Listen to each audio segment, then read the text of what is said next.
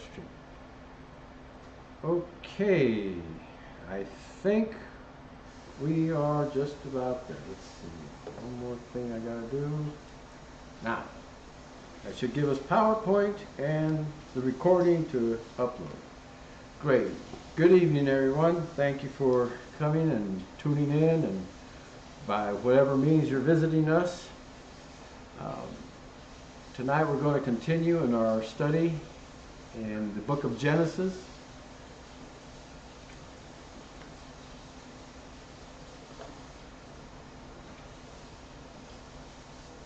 Sorry about that. I guess it helps to have the mic on. Again, this evening we're going to continue in our study of Genesis, and welcome everyone. I pray that you will be blessed as you listen to the message tonight. As we've been going through Genesis, we have just gotten through the flood. Now, as a matter of review, we saw that God created a wonderful world.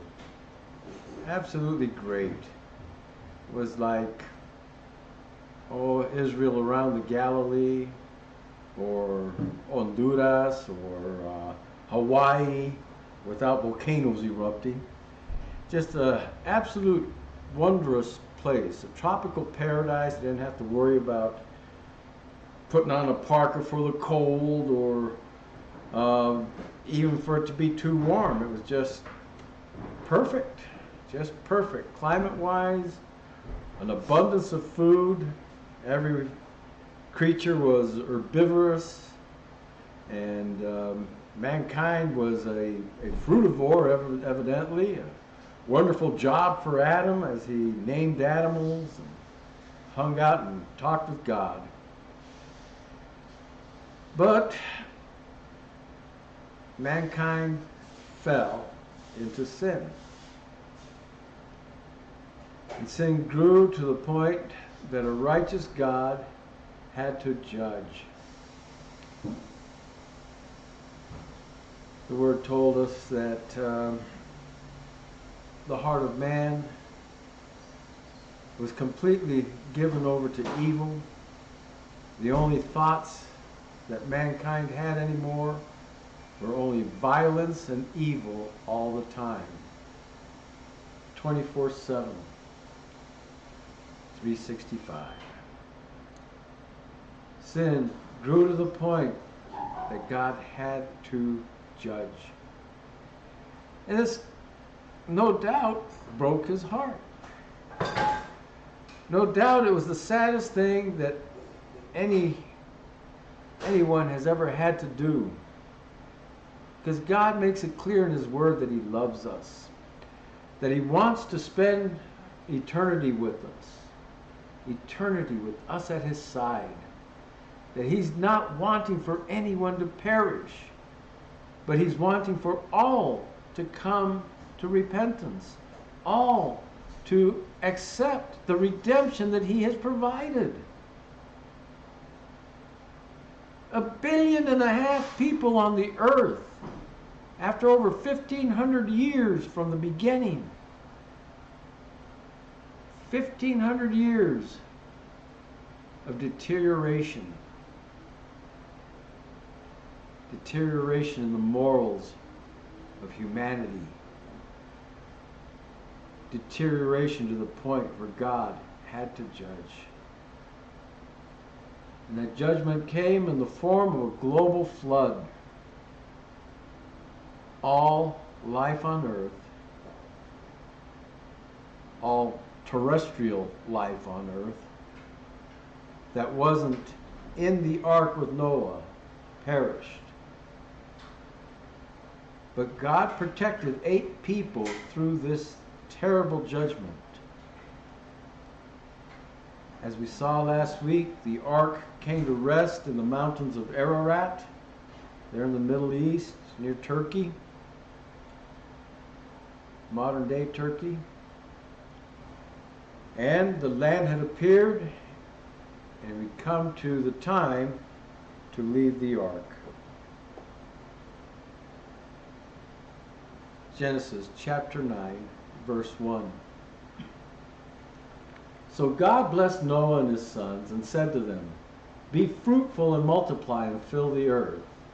And the fear of you and the dread of you shall be on every beast of the earth, on every bird of the air, on all that move on the earth, and on all the fish of the sea. They are given into your hand. Every moving thing that lives shall be food for you. I have given you all things, even as the green herbs, but you shall not eat flesh with its life, that is, its blood. Surely, for your lifeblood I will demand a reckoning. From the hand of every beast I will require it, and from the hand of man. From the hand of every man's brother I will require the life of man.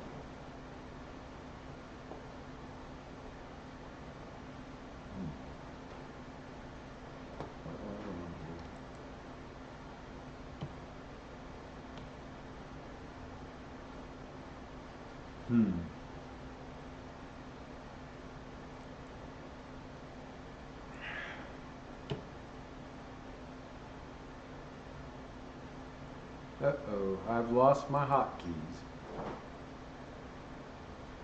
Everything on earth has changed at this point. We saw that the flood changed everything. And we don't know what brought the flood about.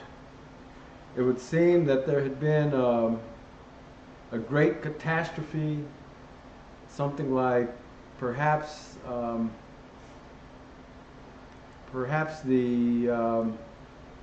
asteroid striking the earth. We're not sure what it was exactly, but we know that everything had changed. It was big time climate change.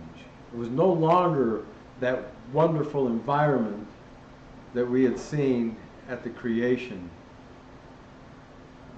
It was no longer that water canopy over the entire earth, keeping it at a constant temperature and a constant pressure.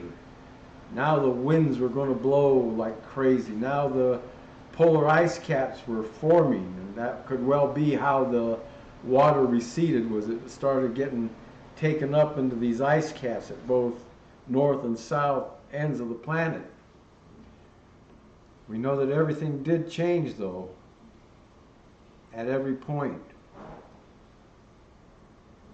Now, because everything changed, our bodies were not going to be working as efficiently as they did in that perfect environment. So it was going to be necessary for us to have higher powered fuel to run on. So God allowed us to eat meat at this point. And not only us, some animals became carnivores as well. But we had to get that protein source now. It wasn't a matter of you just eat an apple and your body runs so efficiently that it metabolizes it into all the proteins that you need to keep going. It wasn't like that anymore. Now there was going to be more waste of the food, as we're not going to metabolize it as efficiently. And we were going to have higher octane fuel. So God allowed us to eat meat in order to get our protein. God established the death penalty as well. He's showing us that life is precious. He's showing us that there is a dignity to life, and the death penalty was in order to preserve that dignity, that there would be a true consequence for someone committing a murder, for someone destroying an innocent human life. And this death penalty is actually the foundation of all human government. It's the basis by which government is supposed to help its people maintain that dignity that comes from life. So God said, this is the death penalty being put in place. Whoever sheds man's blood, by man his blood shall be shed. For in the image of God he made man. And as for you, be fruitful and multiply, bring forth abundantly into the earth, and multiply in it. Man was created in the image of God. This, of course, goes in direct opposition to evolution. Evolution says that we're getting better and better and better, whereas creation says God created us pretty good, and we've been deteriorating ever since. But man is not just an animal. Again, this conflicts with evolution, because evolution just says that we are an ascendant animal. But God made us different from the animals. You recall that when he created Adam, he breathed the spirit of life into him. His own breath he breathed into Adam, bringing him to life. He didn't do that with any of the other creatures. He made man differently because he wanted to have that fellowship with man. We're not just animals. This is why our lives have a value greater than the animals. I know there's many today that want to ascribe greater rights to animals than they do to man. But that was not God's intent. He made us different. He gave us stewardship over the earth and everything on it. He gave us stewardship over the animals.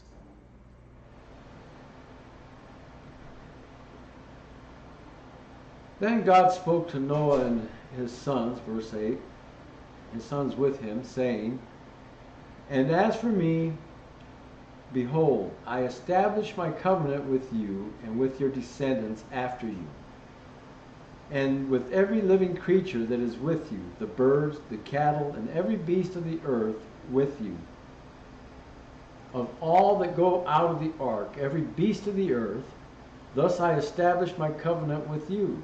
Never again shall all flesh be cut off by the waters of the flood. Never again shall there be a flood to destroy the earth."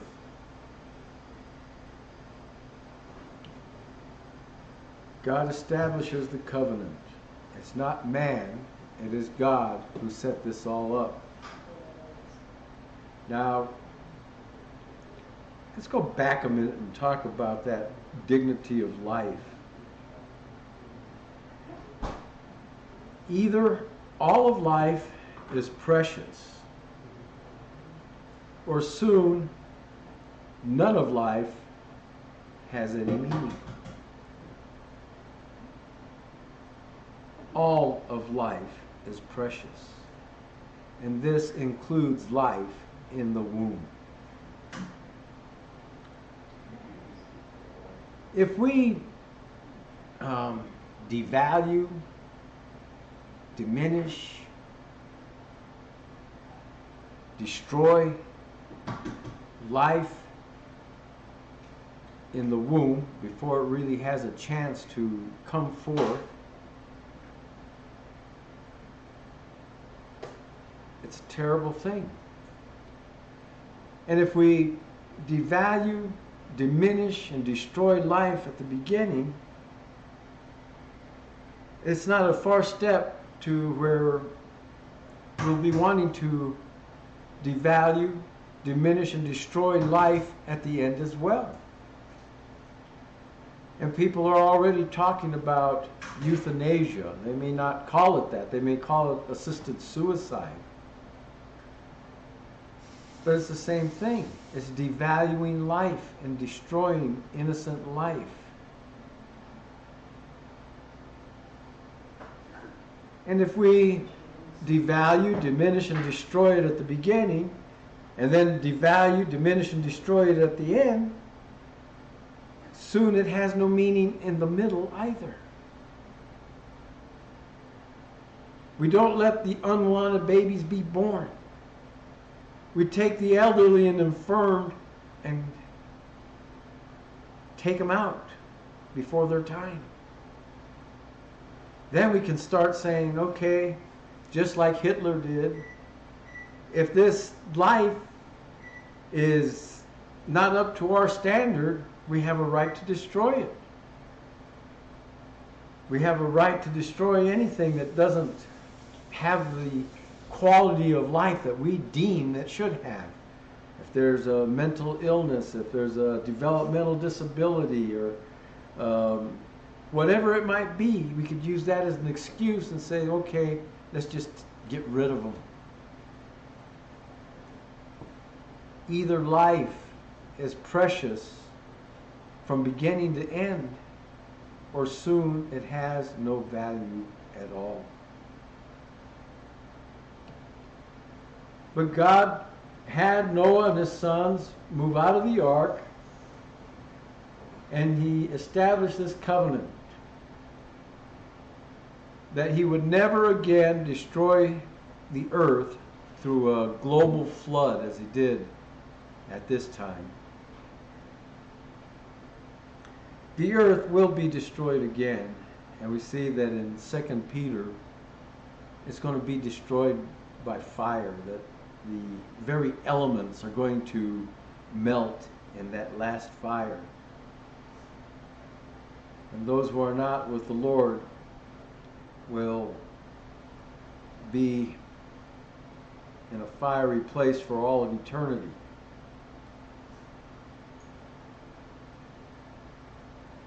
But we see that it is God who establishes the covenant. Remember, he's always the one who is the instigator, the one who starts things. He created life on earth. He created us, not the other way around. And that was establishing a covenant of sorts, in that, we belong to him. Now, when he had to destroy all life on earth except what was contained in the ark, now that Noah and his family have come out of the ark, he establishes a new covenant. And he again is the instigator. Verse 12, and God said, this is the sign of the covenant which I make between me and you, and every living creature that is with you, for perpetual generations. I set my rainbow in the cloud, and it shall be for the sign of the covenant between me and the earth. It shall be when I bring a cloud over the earth, that the rainbow shall be seen in the cloud, and I will remember my covenant which is between me and you, and every living creature of all flesh. The waters shall never again become a flood to destroy all flesh. The rainbow shall be in the cloud, and I will look on it to remember the everlasting covenant between God and every living creature of all flesh that is on the earth. And God said to Noah, this is the sign of the covenant which I have established between me and all flesh that is on the earth. God gives us a sign for that covenant that he has established. This is the deal. And this sign should be a comfort to us. When we see that rainbow, we know that the storm has passed. And we can remember that we're not going to have that flood like at the time of Noah. And it is kind of comforting to look out after a rainstorm and see the cloud. We've seen some strange things here in New Mexico. I remember on one occasion we were coming back from our in-laws, and there was a cloud that was just going along with us as we drove. It was very strange. It was raining over there, but dry where we were, and the clouds seemed to just be moving right alongside of us. And there was even a rainbow in that cloud. New Mexico has got some very interesting phenomenon that happen that way. Rain falling from a clear sky. It happens here. It also happens at we can be so dry as it is right now at this drought going to extreme levels and the state on fire. But that's weather in New Mexico. If you don't like the weather, just wait about 15 minutes. It's bound to change. Now, this sign that God gave us, the rainbow, has been hijacked.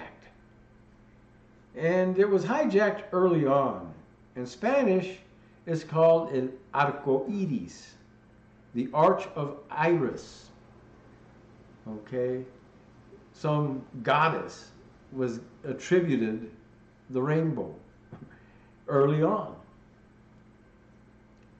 And as we saw the gay pride parade yesterday, their emblem, their symbol is now the rainbow as well, the rainbow flag.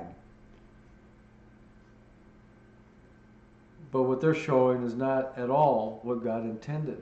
God intended that rainbow to demonstrate that He would never flood the earth again, and to give us a comfort when the storm is past. Verse 18. Now the sons of Noah who went out of the ark were Shem, Ham, and Japheth. And Ham was the father of Canaan. These three were the sons of Noah, and from these the whole earth was populated. Okay, so we all are descended from Noah, and all of us have come through these three sons. Noah's three sons. Shem means name, and Shem was the progenitor of the Semitic tribes, progenitor of the Messianic line. Japheth means far-reaching, and he was the progenitor of the European and Asiatic tribes, as they had the furthest reach from where the ark came to rest. And Ham was the most rebellious of the sons. He was the progenitor of the Middle Eastern, other than the Semitic, that is, and African tribes. Verse 20. And Noah began to be a farmer, and he planted a vineyard. Then he drank of the wine and was drunk, and became uncovered in his tent. And Ham, the father of Canaan, saw the nakedness of his father, and told his two brothers outside. But Shem and Japheth took a garment, laid it on both their shoulders, and went backwards, and covered the nakedness of their father. Their faces were turned away, and they did not see their father's nakedness. There was a sense of shame in those days. It wasn't like we see in certain areas where, well, that gay pride parade yesterday, people flaunting their bodies, their nakedness in public. And porn stars, what do but flaunt their nakedness in public? Pornography in general, that's what it's all about, to show off things that should be considered shameful, that were considered shameful in these days just after the flood.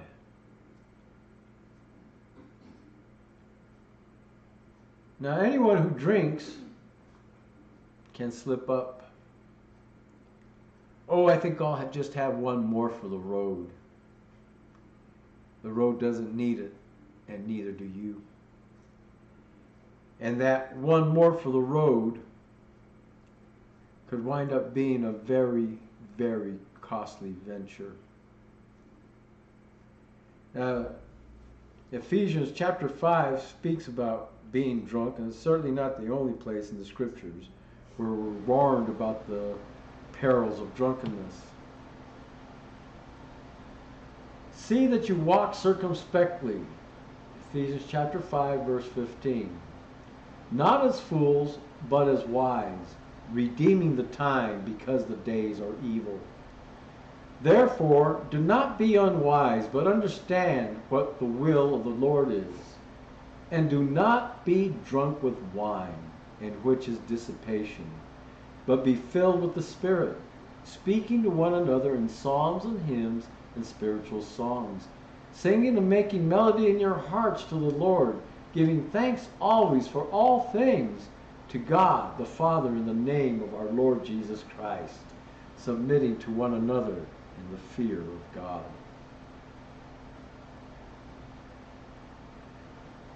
Drunkenness brings dissipation. It always has, it always will. It puts you in a place that you really don't want to be, or it can at least. My grandfather was a very wise man. He was sober the last 25 years of his life, and what took him was that he was hit by a car in a snowstorm. But for the last 25 years of his life, he was sober, and he used to say, "The only drink that I can control is the first one, and the only control I have is whether to take it or not."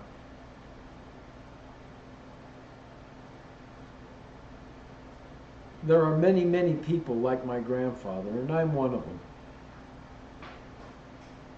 If I was to take a drink, it would turn into a few too many.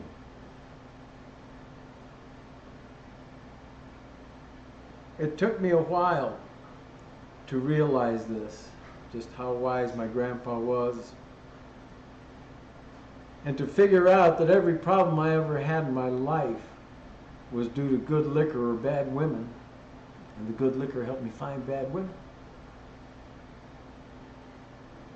Now, by God's grace, I have not touched a drop of alcohol in over 35 years. I consider that a good start, and never want to even smell a cork again. Because after all the Lord has done in my life and bringing me out of all that dissipation, all it would take is one drink. One drink to throw it all out the window. Because I know if the only drink I can control is the first one, and the only control I have is whether to take it or not.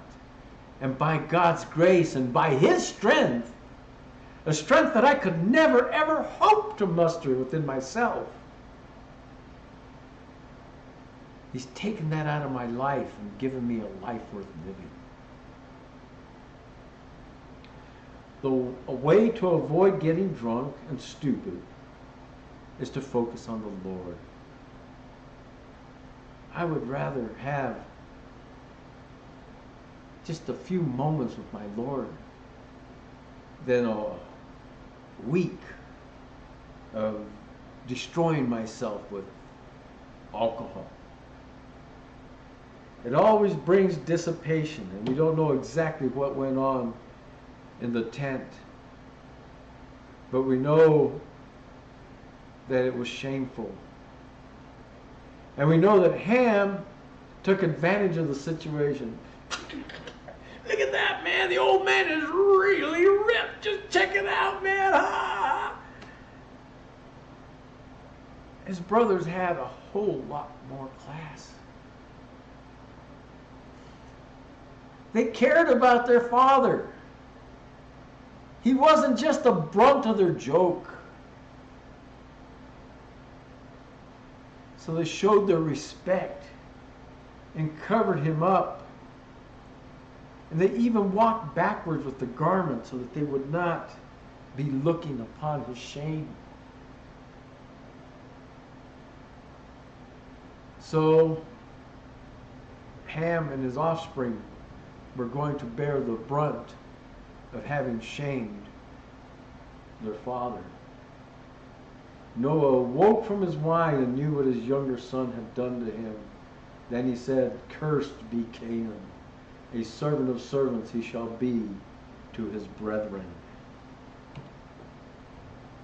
There's the consequences for that dissipation.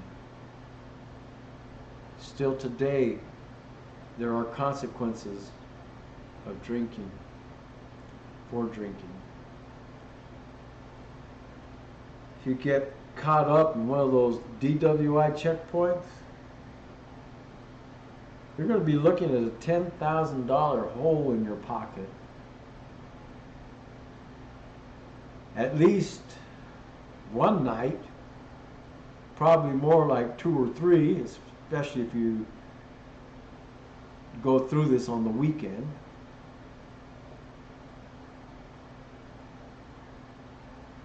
Could lead to the loss of your job. Your insurance rates are going to increase tremendously. Tremendous consequences.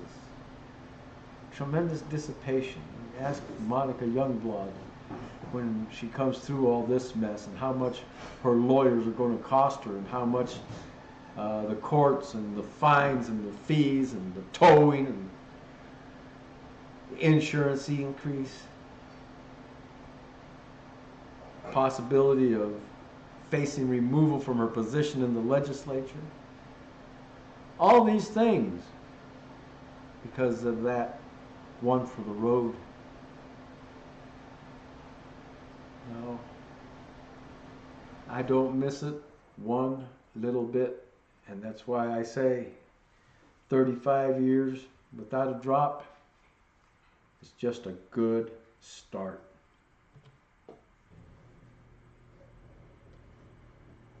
And he said, "Blessed be the Lord, the God of Shem, and may Canaan be his servant. May God enlarge Japheth, and may he dwell in the tents of Shem, and may Canaan be his servant."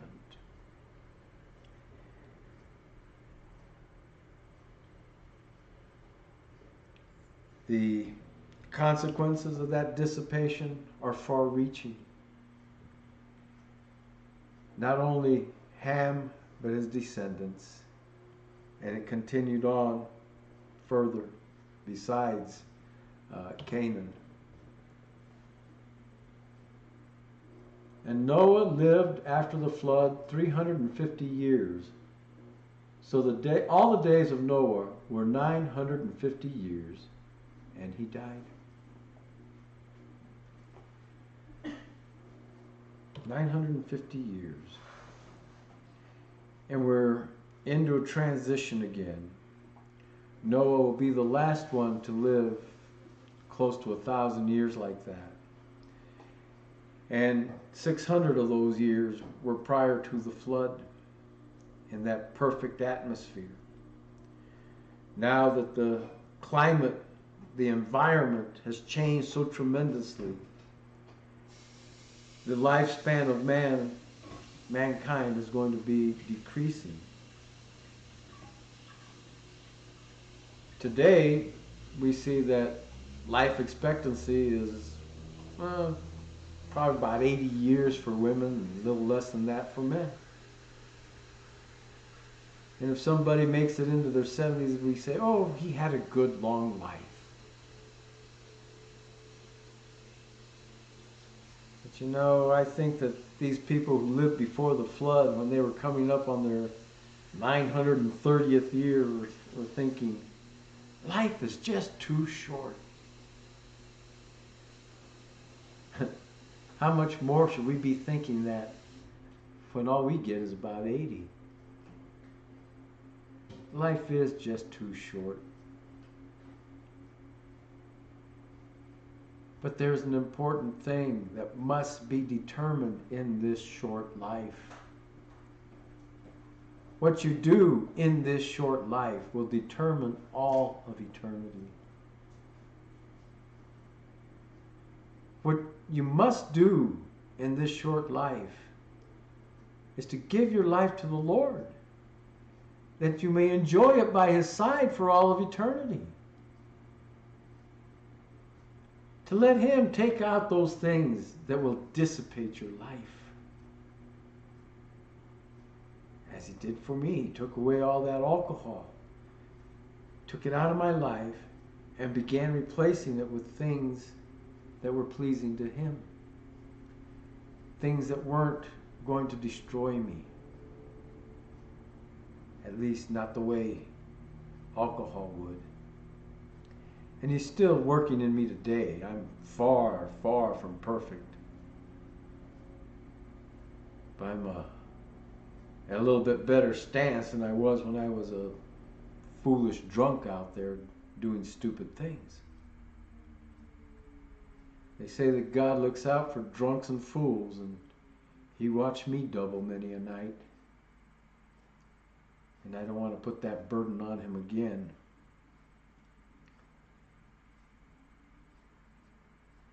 So, we'll leave you with these thoughts. I pray that we see that this transition was about to take place, and every once in a while we will have these transitions. We'll see that after Noah dies, Shem is going to be the biggest leader, the firstborn, with the right of the firstborn, and the progenitor of the line that brings Messiah. We'll see that Japheth is far-reaching. He populates many, many areas. And Ham, the rebellious one, well, some of those apples didn't fall very far from that tree. So when we look at the spread of the tribes next week, we're going to see the descendants, where they went to settle, what drove them, the first empire building, on all these things. So we hope to see you next week, and look forward to continuing in this study. Father, we thank you for your word. We thank you for this evening. We thank you for all that you're doing through your word in our lives. Pray that you would grant travel mercies to all that are traveling about tonight, that you would give us a time of fellowship and a time of drawing together as friends and a time of drawing closer to you. We look to you, Lord, to glorify yourself, to what you bring about in and through the ministry that you've given us. In Jesus' name, amen.